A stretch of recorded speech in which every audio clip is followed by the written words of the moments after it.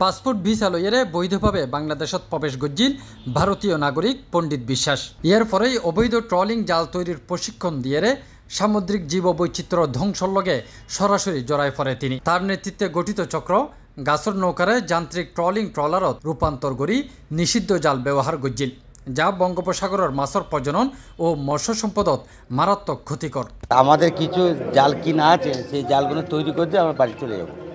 আমাকে দেয় 2000, এদেরকে দেয় 1000, আরও লোক ছিল, আরও 7-8 জন কিন্তু মানে বাড়ির পাশাপাশি সব সন্ধ্যাবেলা সব বাড়ি পালিয়ে জাল কিছু আছে, জালটাকে তৈরি করে দিয়ে প্যাকিং করে দিয়ে আমিও চলে যেতাম। আবার যদি শুদ্ধ যদি হয় তখন আসতাম, আর যেহেতু পাসপোর্টের ব্যাপার কাজটাকে দেখিয়ে দিতাম, এমনি করো এইটুকু।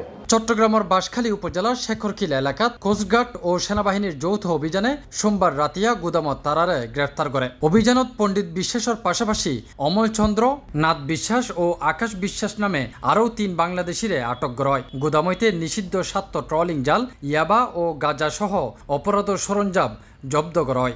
আমাদের এই যে আর্টিসানাল ভেসেলের যেই সরঞ্জাম দিয়ে আমাদের যে মাছ ধরা হয়, দ্যাট মিন্স আমাদের ছোট কাঠের নৌকায় ট্রলিং করে যেই মাছ ধরা, এটা কিন্তু আমাদের বাংলাদেশের কোনো মানে প্রচলিত কোনো প্র্যাকটিস না, যেটা আমাদের ইকোসিস্টেম নষ্ট করে দেয়। এটা বৈদেশিক একটা প্রক্রিয়া, যেটা আমাদের দেশে আস্তে আস্তে ইন্ডিউস করা হয়েছে। কোস্টগার্ড জানায়, পণ্ডিত বিশ্বাস দীর্ঘদিন ধরে বাংলাদেশত আসা যাওয়ার পাশাপাশি স্থানীয় কারিগর অলরে ট্রলিং জাল তৈরির প্রশিক্ষণ দিয়ে আসছিল। তার সহায়তায় গঠনকৃত চক্র অবৈধভাবে এসব জাল তৈরি করি গভীর সাগরত মাছ ধরার হাজে নিয়োজিত আছিল।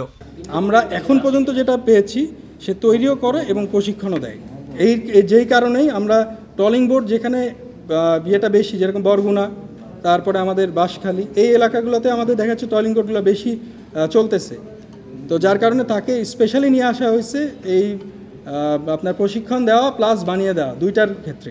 আমরা যেটা পেয়েছি, সে বৈধভাবেও বেশ কয়েকবার ঢুকেছে বাংলাদেশে। এখন পর্যন্ত এতটুকু তথ্য আপনাদের দিতে পারবো। এই ঘটনাত আটক 60 জনের বিরুদ্ধে আইনগত ব্যবস্থা লওয়ার পাশাপাশি ভারতীয় নাগরিকের অবৈধ কার্যকলাপ লইয়েরে বিষয়গ সরকারের উচ্চ পর্যায়ত অবহিত করয়ে, যাতে ভবিষ্যতে জাতীয় সম্পদের ধ্বংস রোধে কঠোর পদক্ষেপ লন যায়। Tafim Alamgir, C+ TV, Chittagong.